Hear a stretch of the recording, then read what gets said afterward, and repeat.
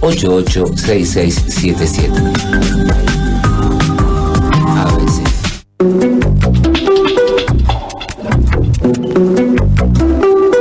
Arranca el momento preguntón de ABC. Porque somos curiosos y nos gusta. Entrevista ABC. Entrevista.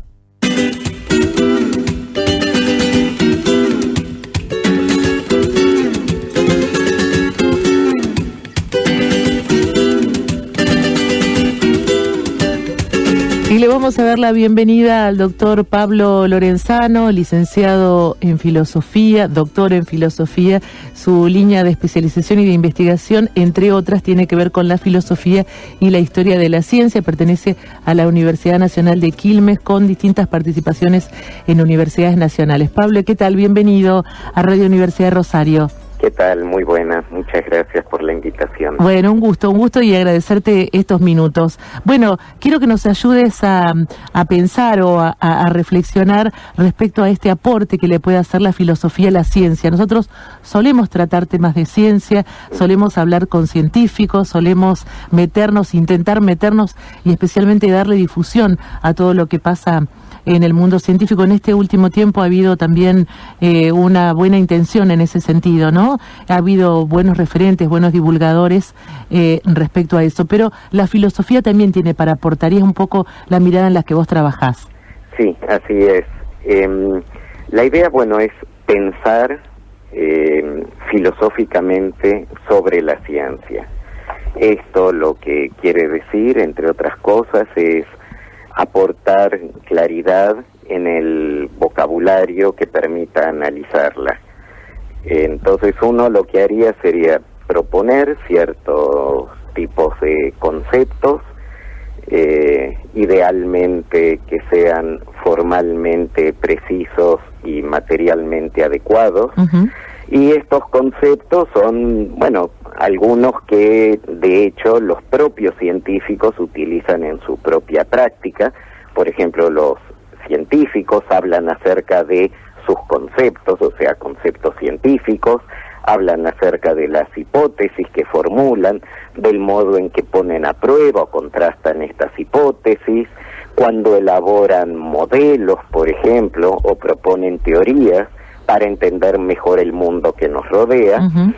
Los filósofos trataríamos de que esos conceptos que permiten hablar sobre la ciencia, pero que los propios científicos utilizan en su práctica, sean lo más precisos posibles y además, obviamente, que sean adecuados para hablar acerca de lo que quieren hablar.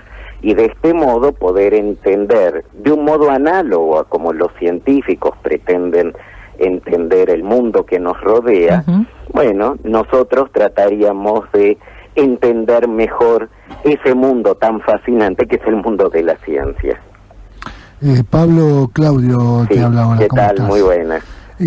Cuando hablamos de las palabras que utilizan y que refieren a conceptos en la ciencia, en realidad, cuando se habla de ciencia, ¿vale hacer singular o habría que hablar de plural, de ciencias? No, habría que hablar de plural, es cierto. Cuando uno dice ciencia, utiliza el artículo en singular y en realidad uno debiera hablar de las ciencias, de las diversas ciencias que hay. Claro, y uno en la reflexión filosófica esto también de algún modo trata de representarlo. Así existe lo que se llama la filosofía general de la ciencia, que en realidad se ocuparía de los rasgos comunes que tienen las diversas ciencias, que los tienen, uh-huh. aún a pesar de lo que sería su aparente enorme diversidad. También hablamos de las filosofías especiales de la ciencia, como para hablar de un análisis filosófico que destaque aquellos rasgos particulares de cada una de las ciencias. Me refiero porque cuando usted hablaba de los términos, Sí. De acuerdo a la evolución, porque esto supongo que esta mirada filosófica también abreva de la historia, ¿no? La Sin ciencia. duda, tiene una historia propia, claro que sí. Depende de los momentos históricos, hay ramas de la ciencia que son las preponderantes o son las que incluso muchas veces, no digo contaminan, ¿no?, pero colonizan al resto con los conceptos, con sus paradigmas, etcétera, y ahí se produce lo que muchas veces muchas veces no entendemos cuando se usan metáforas, ¿no?, de una rama científica referidas a otras. Ahí también entraría la tarea del filósofo para tratar de desbrozar esas tomas prestadas de términos que a veces llaman más a confusión que a certezas. Sí, claro que sí. Por un lado, como bien señalabas, el conocimiento no siempre estuvo organizado del modo en que suponemos hoy en día que se organiza y se relaciona entre sí, ¿no? Desde la antigüedad, dependiendo del tipo de formación que uno tenga, por ejemplo, si uno tiene una formación filosófica, va y lee filósofos de la antigüedad clásica. Sin embargo, luego nos damos cuenta que estas personas no solo se dedicaban a lo que a partir claramente de fines del siglo XVIII, llamamos filosofía, sino que también se ocupaban de aspectos que hoy en día diríamos que de ellos se ocupa la ciencia. Estaban como el filósofo y el científico se condensaban en una sola persona si hablamos. Así es. No existía esa distinción que tenemos hoy en día, y entonces hay aspectos de esos pensadores que podríamos decir que pertenecían al ámbito de la filosofía y otros que pertenecían al ámbito de la ciencia. Y así fue a lo largo de nuestra historia y claramente hasta fines del siglo XVIII, donde lo que hoy en día entendemos por filosofía se ha profesionalizado, institucionalizado, y lo mismo también de manera creciente ha ocurrido con las llamadas ciencias. Por otro lado, eso que llamamos ciencias, aún dentro de ese ámbito, no siempre existieron o existieron del modo en que nosotros hoy en día creemos que existen. Entonces está claro que, por un lado, la reflexión filosófica tiene que tomar en cuenta esto. Por otro lado, cuando existe esta reflexión general acerca de la ciencia, lo que suele ocurrir es que los filósofos toman algunos casos, para ellos paradigmáticos de ciencia, lo que fue en el ámbito de las ciencias empíricas durante bastante tiempo, podríamos decir, la física, y entonces creen poder decir acerca de la ciencia en general lo que les pareció a ellos encontrar en el ámbito de la física. Entonces, lo que fue inicialmente una filosofía especial deviene luego una filosofía general. Está claro que el filósofo tiene que estar atento a esto también y tiene que luego reflexionar sobre las diversas ciencias y ver si eventualmente ocurre lo mismo que suponemos que ocurre en aquellos ámbitos privilegiados inicialmente de nuestra reflexión, y eventualmente confirmar esto o bien modificar nuestra concepción general de ciencia. Claro que para los tiempos que corren, esas concepciones, esas visiones son bastante vertiginosas, ¿no? Lo que a lo mejor hace algunos siglos se producía un cambio radical de paradigmas en muchas décadas, hoy se puede llegar a producir en 3 o 4 años, ¿no? Con una nueva teoría y con los avances tecnológicos que permiten también presentar otros modelos de la realidad.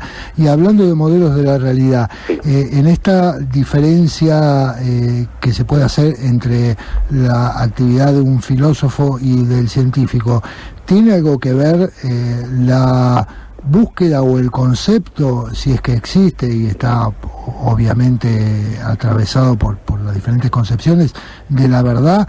Puede que en un principio la ciencia haya intentado conocer la verdad y después se haya desprendido de ese imperativo para establecer modelos que permitan conocer esa realidad sin preguntarse siquiera si existe o no existe. Sí, una cosa es el problema de la existencia del mundo externo, digamos, y otra, vinculado con el problema de la verdad. El problema de la verdad es un problema de carácter semántico y efectivamente una de las tantas ramas que hay en la filosofía de la ciencia lo compone la semántica de la ciencia. Hace mucho más tiempo que el que algunos suponen, los filósofos que se han encargado de reflexionar acerca de la ciencia se han dado cuenta de la imposibilidad que hay de predicar verdad acerca de cualquier tipo de enunciado empírico. Esto no quiere decir que entonces estamos condenados a que todo nuestro discurso sea falso, o todo lo que afirma la ciencia sea falso. Hay entonces que separarnos de ese imperativo de dirás la verdad, o si no, no dirás nada. Porque el problema es que puede ser que estemos diciendo la verdad, el problema es que no vamos a poderlo demostrar. ¿Sí? Entonces, frente a esto, lo que tenemos que aceptar es que el conocimiento científico, que es muy probablemente nuestra forma más acabada de conocimiento científico empírico, aquí me refiero al conocimiento de las ciencias empíricas, tanto naturales como sociales, es un conocimiento limitado, ¿sí? Nosotros, seres humanos, somos seres limitados, pero el que el conocimiento, aún nuestro mejor conocimiento, sea limitado, sea perfectible, sea falible, no quiere decir que nos estemos equivocando todo el tiempo. Eso justamente lo que quiere decir es que podemos tener un conocimiento mejor al que tenemos hoy en día, aun cuando este conocimiento sepamos que va a ser considerado así de manera transitoria. Pero hay buenas razones para creer en ese conocimiento. De este modo, el conocimiento científico es un conocimiento que por un lado es falible, podemos equivocarnos, pero por otro lado es un conocimiento fiable. Tenemos buenas razones para aceptar lo que las mejores teorías científicas, los mejores científicos en su práctica, en la elaboración de sus productos nos dicen. ¿Cómo es la relación, si es que existe en la práctica, entre un filósofo de la ciencia y un científico? Sí, hay relaciones múltiples. Una de ellas está claro que para hacer filosofía de la ciencia hay dos condiciones que son necesarias, pero no necesariamente suficientes. La primera es saber ciencia y la segunda, saber filosofía. Entonces, de este modo, al menos todos los que nos dedicamos a esto fuimos aprendices de científicos en algún momento y lo continuamos siendo, ¿sí? Entonces, ahí hay una conexión a través de los individuos que la practican. Son las mismas personas.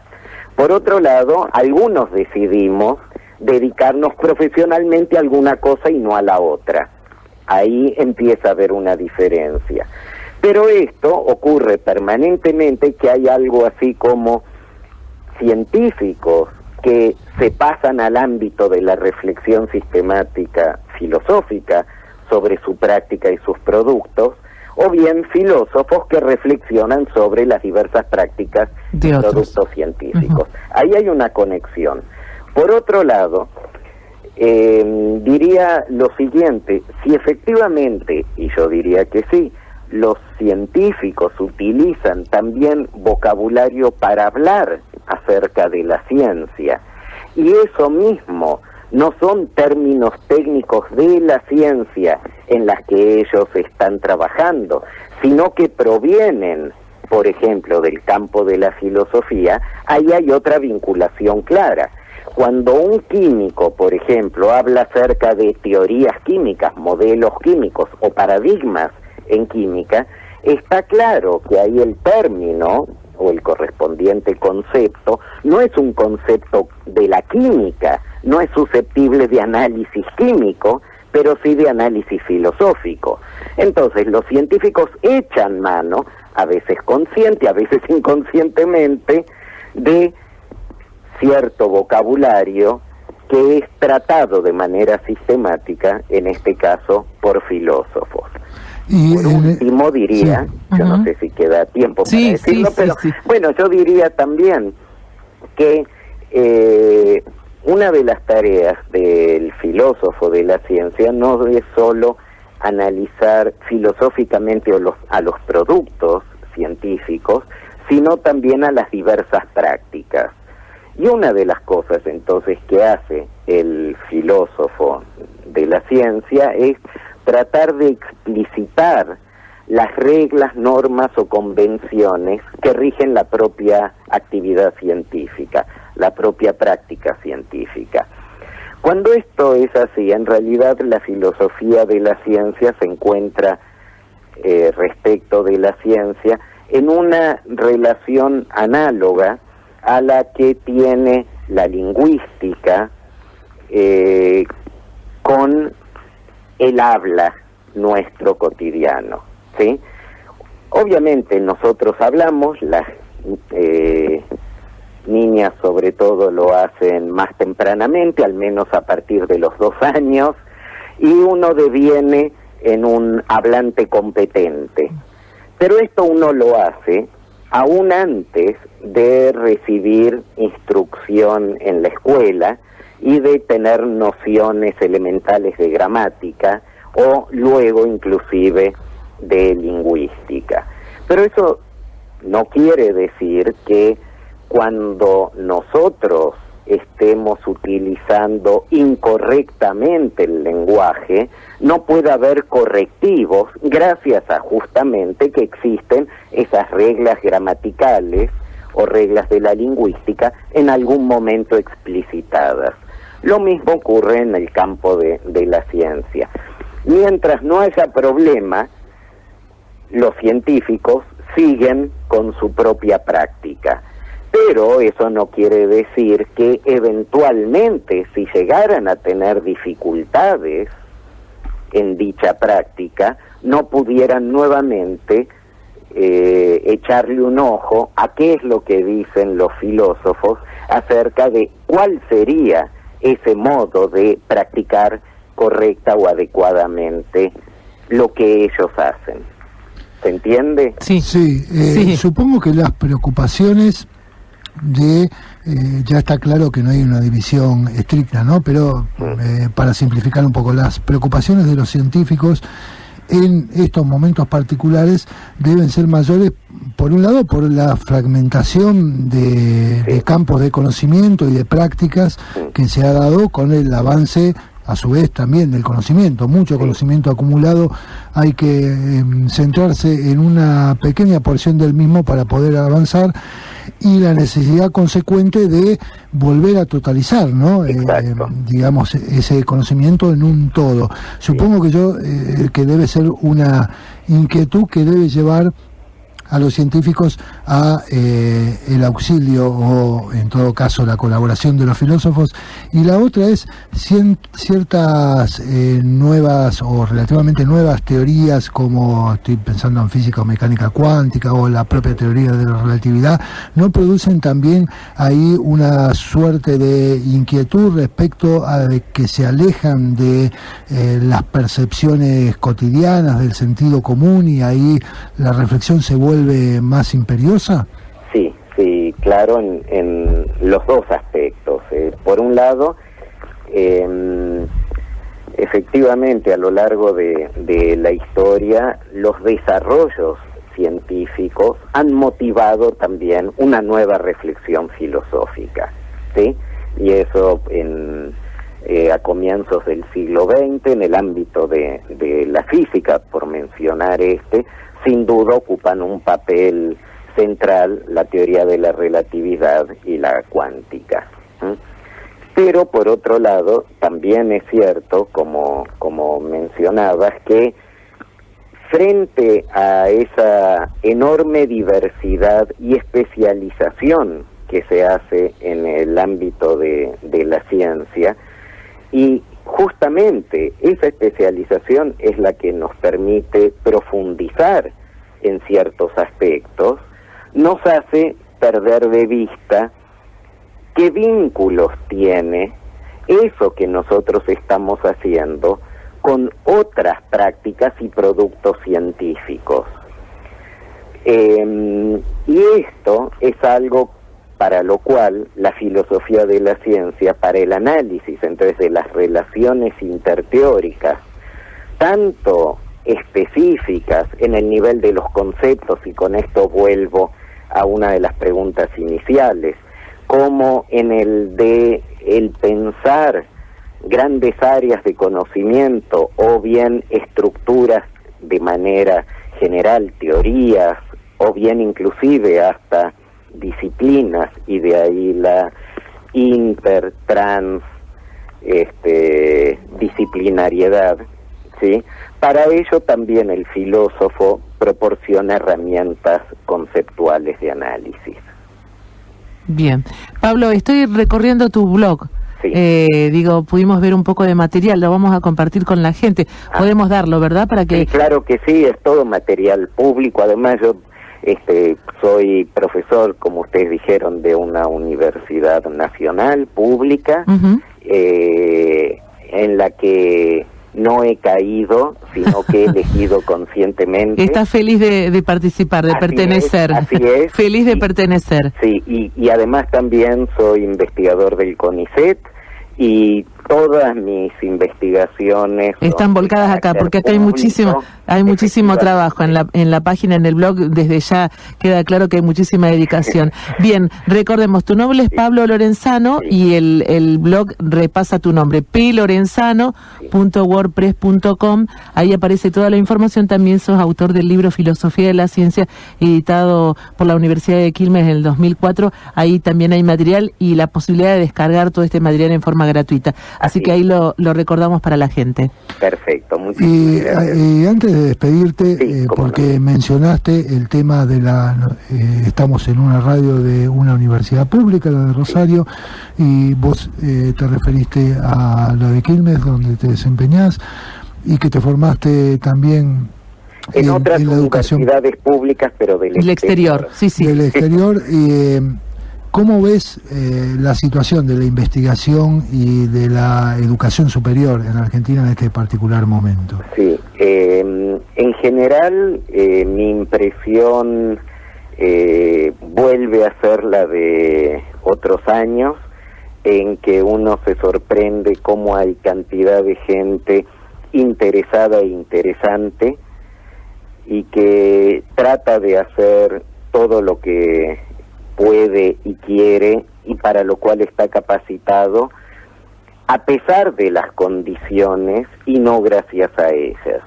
Espero que podamos hablar en un futuro no demasiado lejano y podamos decir que toda esta gente capacitada, que está siendo expulsada de hecho del Sistema Nacional de Investigación de Ciencia y Tecnología pueda encontrar cabida y que entonces desarrolle al máximo sus potencialidades individuales y grupales e institucionales, haciéndolo gracias a las condiciones imperantes y no a pesar de ellas. Bien, queda claro. Bueno, tu elegancia para el concepto es sumamente agradable de escuchar. Pablo, muchas gracias por estos minutos y tu reflexión, muy amable.